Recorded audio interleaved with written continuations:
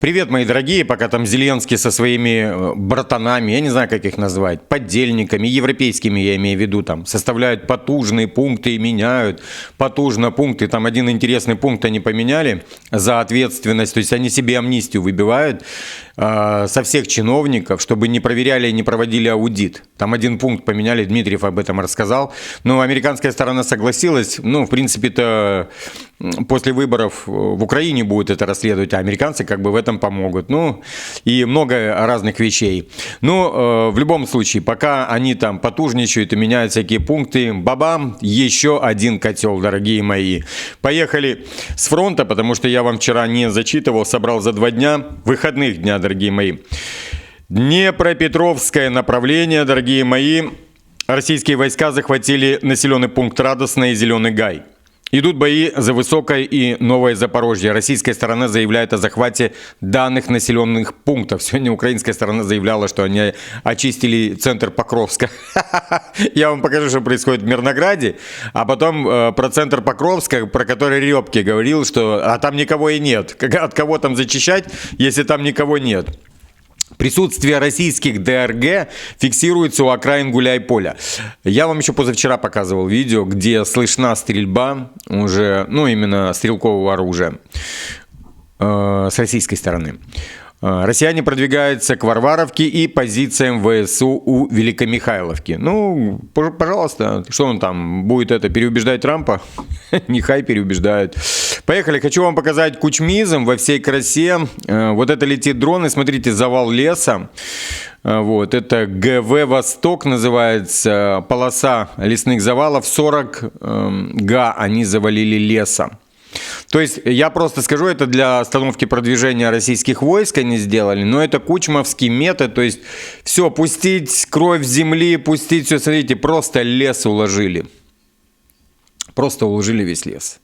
И все. То есть похоронить всех украинцев, сжечь землю, взорвать те водохранилища, водоемы, гидроэлектростанции, все взорвать, ничего не дать, сам не гам, другому не дам. Вот это кучмовский метод. Вот они сейчас по нему и идут. Поехали. Лиманское направление. Российские войска захватили поселок Новоселовка.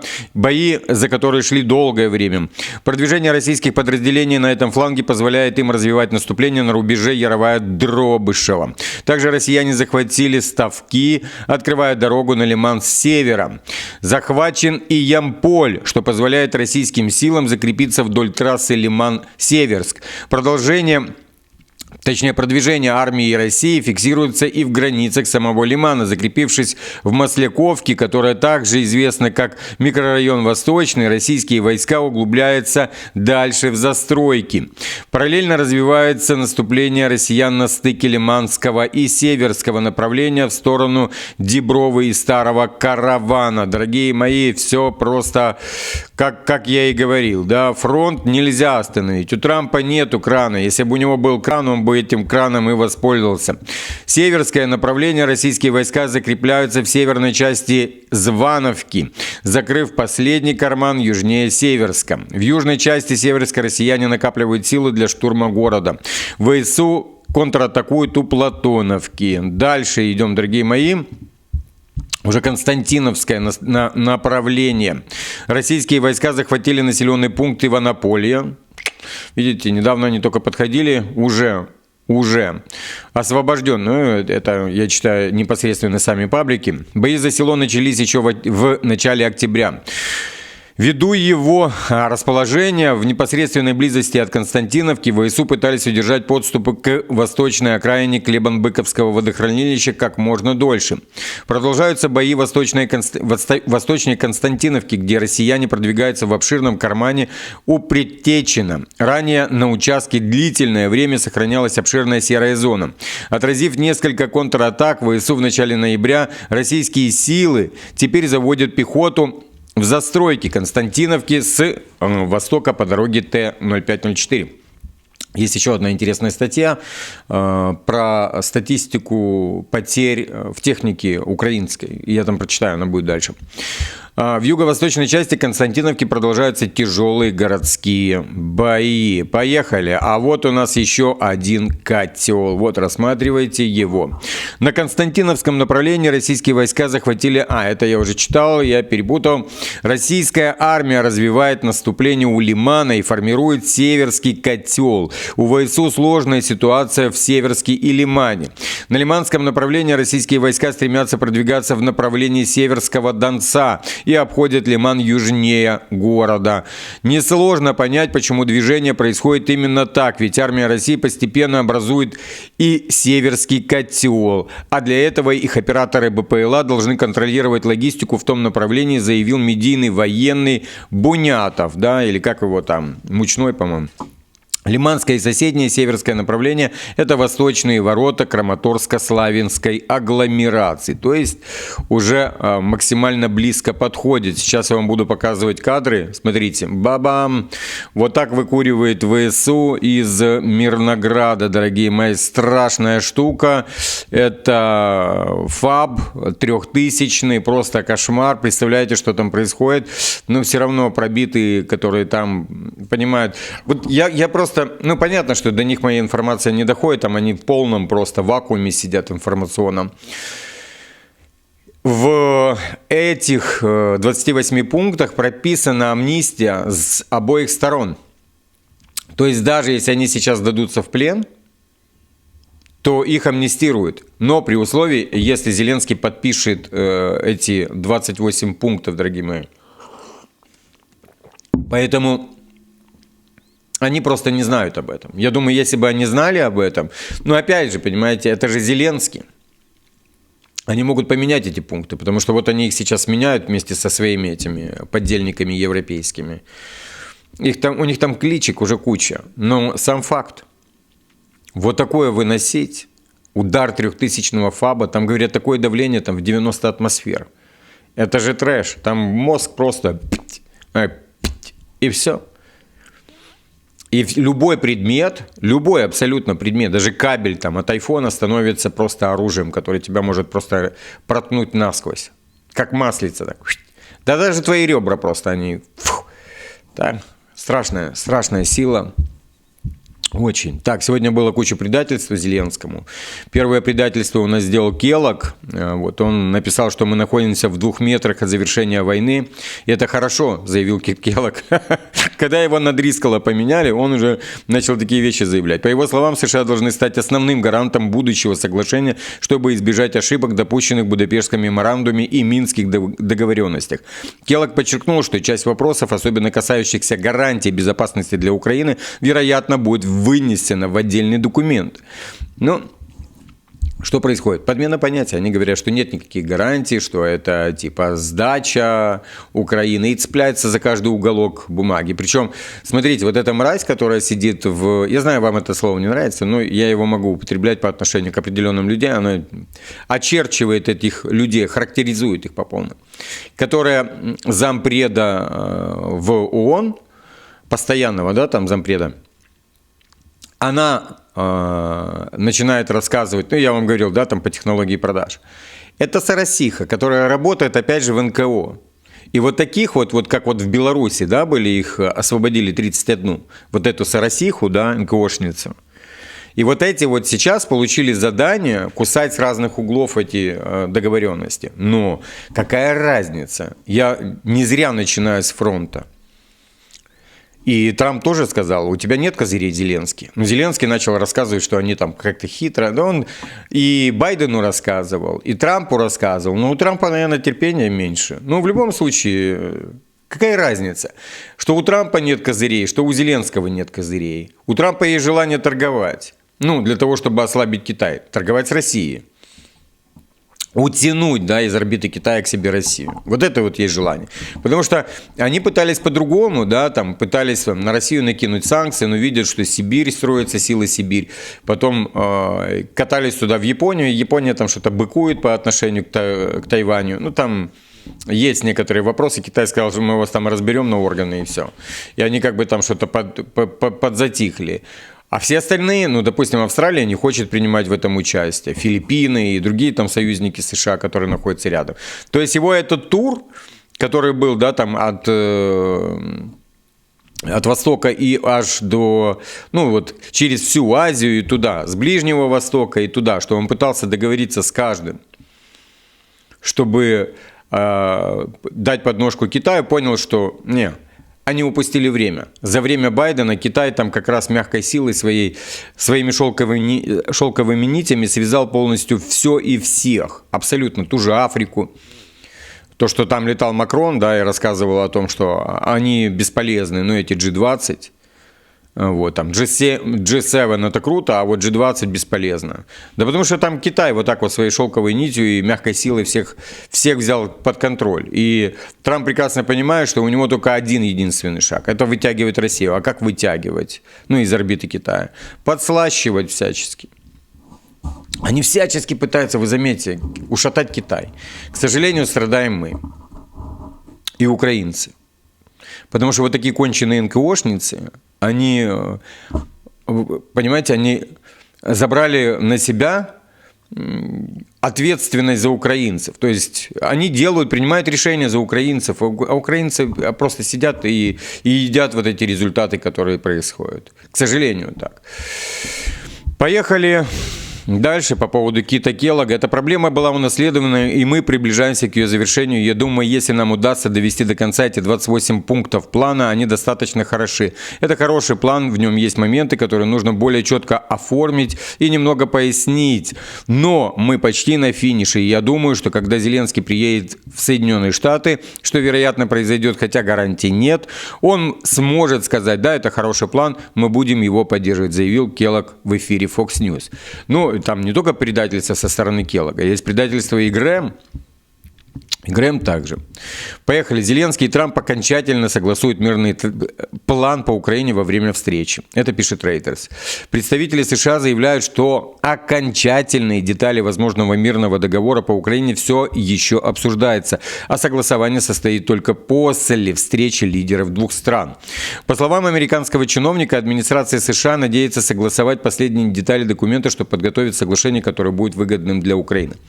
Я хочу сказать, что Трамп поймал один интересный тренд у Путина, да, когда какой смысл встречаться, чтобы просто встречаться? И поэтому он не берет трубку, когда звонит Зеленский, да, или когда там просят с ним поговорить кто-то там из лоббистов Зеленского. Да и вообще как-то лоббисты стали недействительны. Да и вообще все начали переметываться на сторону Трампа. Не знаю, какой силой он это взял и как он организовывает это все, но от Зеленского отворачиваются. Поэтому Зеленский вот в своем этом скульном виде, да, таком печальном, делал обращение к народу, что типа останутся одни. Ну так народ его с говном сожрет, серьезно. Трамп берет там методику, ту, которая была в Югославской войне, но это нельзя подвязать. Ну типа он считает, что это там, ну, Босния и Герцеговина, да, как они там отсоединяли 30 лет назад. Но я не считаю, что это, хотя он берет, ну, для того, чтобы остановить это все, ну, резню это остановить. Так что зачем встречаться с Зеленским, если тот сделает отказ? Ну, я считаю, что это правильно. Ну, то есть, вот такие вот вещи надо копировать. Не от Зеленского, да, и от всех этих жополизов, а именно непосредственно от Путина. Поехали, вот Линдси Грэм, вы знаете, кто это, да, это один из, можно так сказать, ястребов войны, что ли, так, с американской стороны. Тот, который говорил, что это самый выгодный проект. Ты просто даешь деньги, а украинцы умирают. Сенатор Грэм смягчил свою позицию по украинскому плану Трампа. Он написал новый пост, откуда убрал прежние призывы поменять этот план.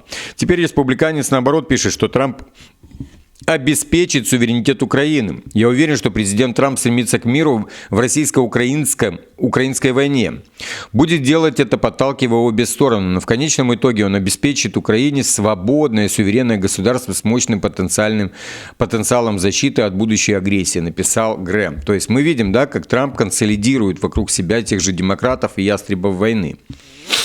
Хотя Грэм, он не демократ, но в любом случае он играл всегда именно в сторону демократов. Хорошо, вот тут у нас Кирилл Дмитриев рассказывает Wall Street Journal, да, о том, что Украина изменила пункт про аудит на амнистию обоим сторонам.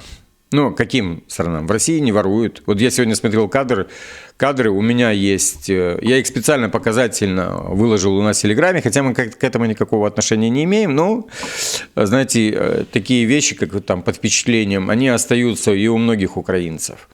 В России есть некоторые группировки бандитские, которые выворовывают там, ветеранов СВО, и зная, что у них там хороший кэш вот, после войны. Внимание, да, вот именно хороший кэш после войны, чего не скажешь о ветеранах. Там азовцы, да, там получают, чтобы они там что-то квакали, вот, в сторону, я имею в виду, власти этой.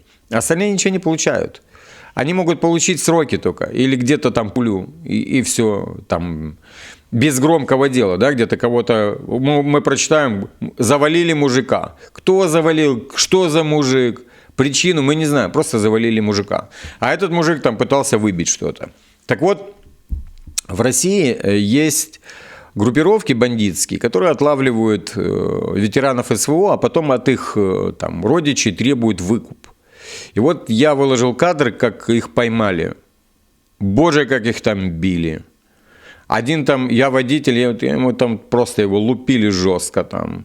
И одного, и второго. Вот посмотрите, кому не лень. Зайдите, посмотрите. Как в России органы, да, там МВД, за пацанов, которые воюют, клепают вот это вот варье конченое, да, которое. Карму избежать вообще тяжело.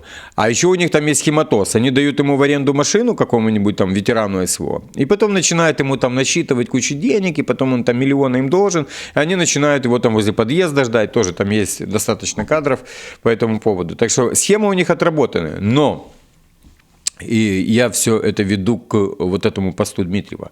В России нет коррупции. Ну, она есть, но ее ловят и с ними расправляются. Вот как вот с этими, да, бандюгами, которые там устраивают вот эти вот отловы ветеранов.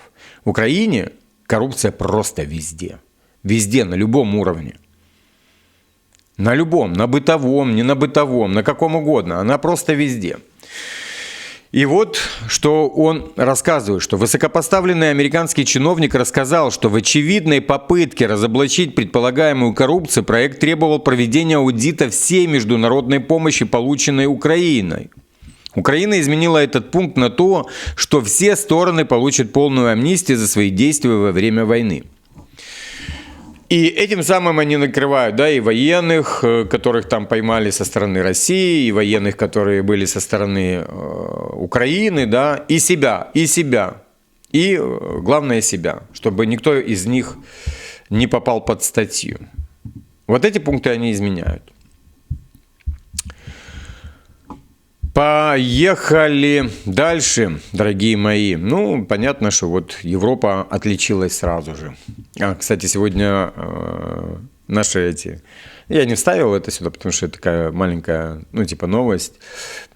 Прибалтские эти львы, да, тигры там, прибалтийские, сказали, что если Зеленский подпишет этот план, они будут все втроем голосовать за то, чтобы его не пустили в Евросоюз. Это конченые, но по-другому не скажешь.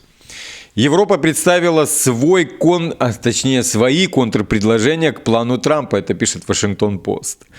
Ну, Вашингтон-Пост тоже можно относить к вброс СМИ, хотя сейчас все работают в сторону Трампа, и вы это заметите, против Зеленского. Наверное, знаете, в западном мире коррупцию не очень уважают, ну и считают подбитым. Вашингтон-Пост сообщает, что Европа подготовила контрпредложения к плану Трампа, которые были представлены на переговорах в Женеве. Да, они там встречаются. Уже вылетел и Уитков, и Рубио как раз с украинской стороной говорить. В документе указаны 3 ключевых пункта. Первое.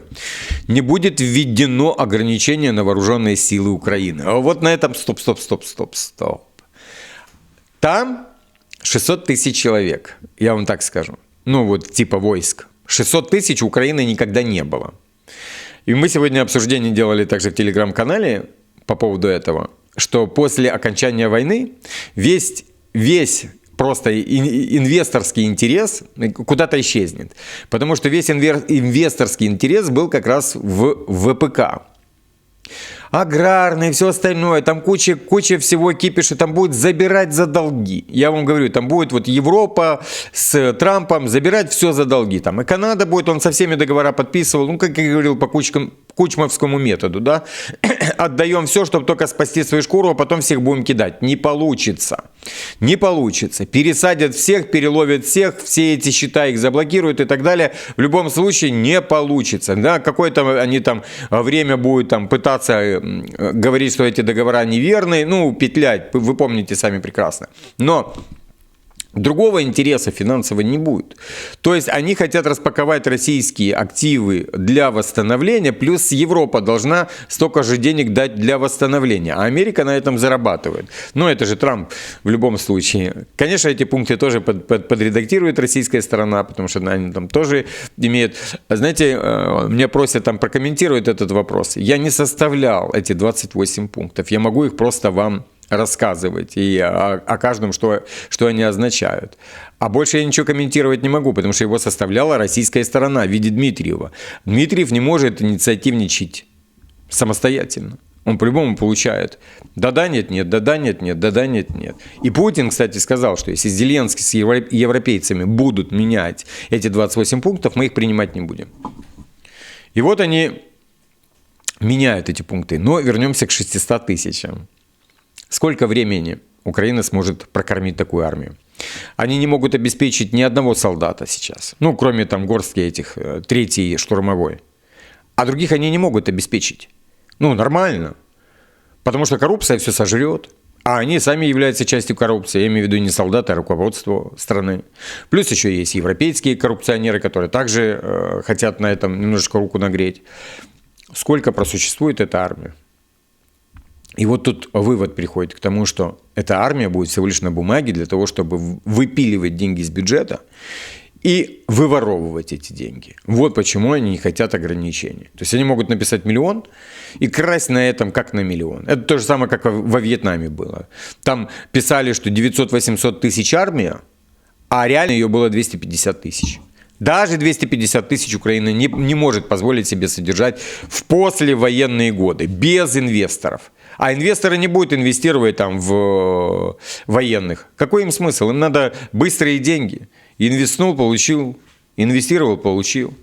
Быстрые проекты нужны. Второе. Украина восстановит контроль над Запорожской атомной электростанцией, Каховской дамбой, а также получит беспрепятственные переходы по реке Днепр и контроль над Кинзбургской косой. Но эту губу они могут завернуть сразу же. Я говорю, что они этого не получат. Территориальные споры будут рассмотрены только после прекращения огня. При этом Украина не обязана выводить войска из Донбасса для достижения перемирия. Ну, вот я же говорю, вот эти вот углы договора, да, уже начинают обгрызать. Ну вот, то есть и НКОшники, и эти черти.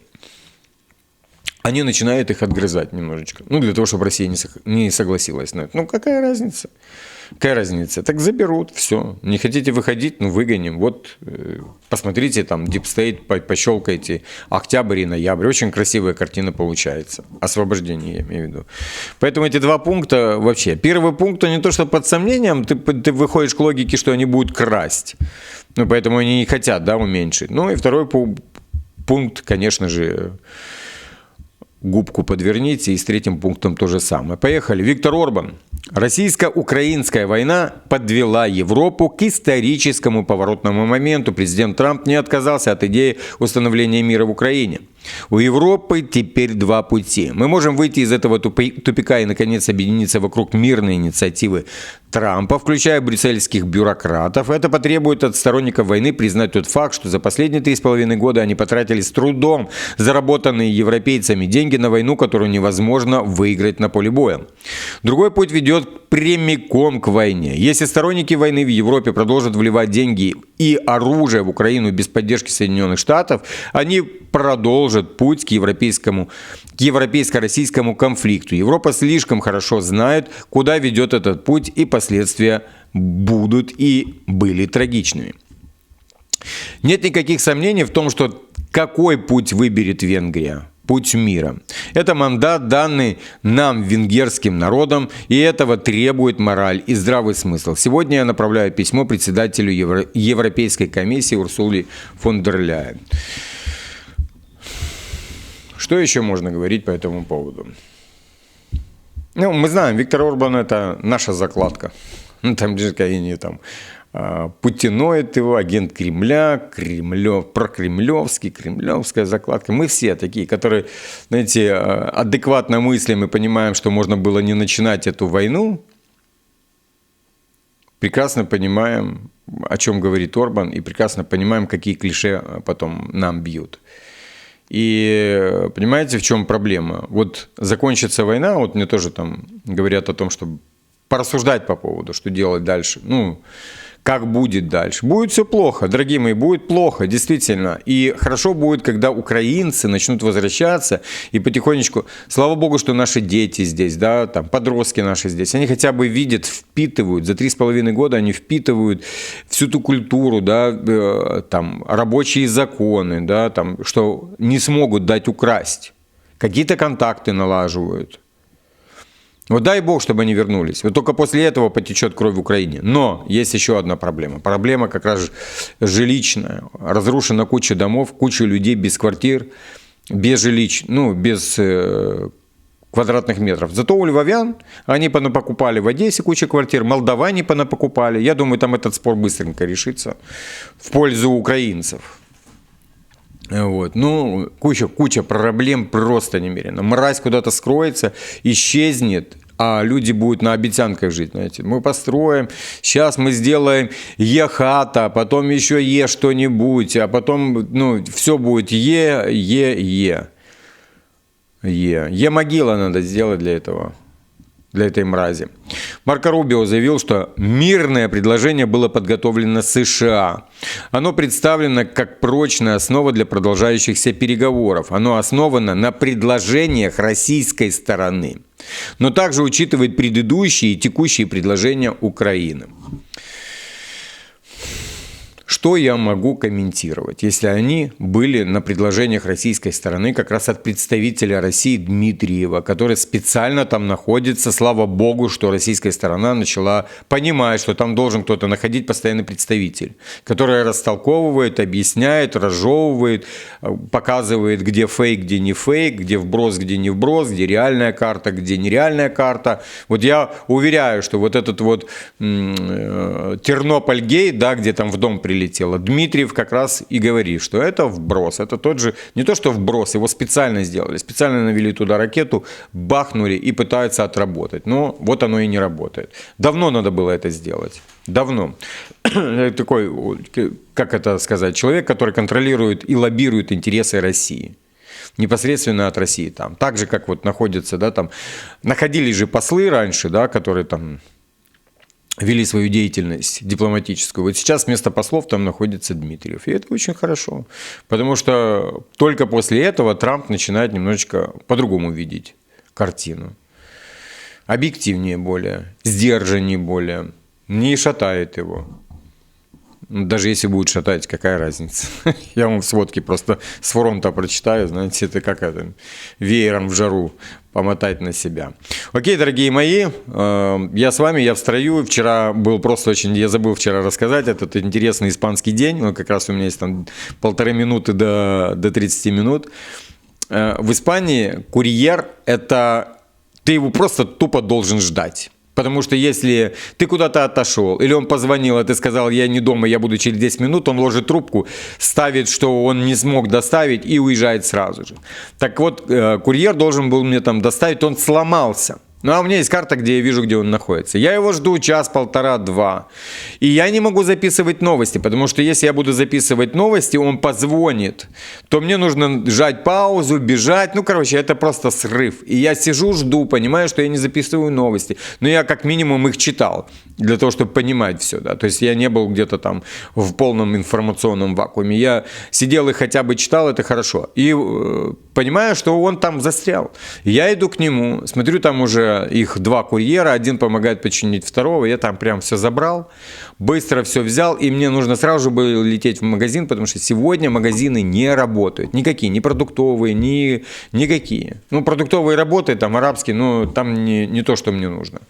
Вот, поэтому, и и дороже стоит. Поэтому я быстренько все пытался сделать, и, конечно, вот это вот жизнь по-испански. Курьер в маленьких таких городках, вот это, не знаю, он там главный, можно так сказать. Не дождался, да и какая разница. Это мне тут привозил DHL, да, там, какую-то хрень за 15 евро. Он приехал, посмотрел, что он ничего не может там не запарковаться, и уехал. И написал, не смог доставить. Все. Я давай с этими, кто отправлял, говорю, да как вот он приехал, мне обычно звонит, я выхожу.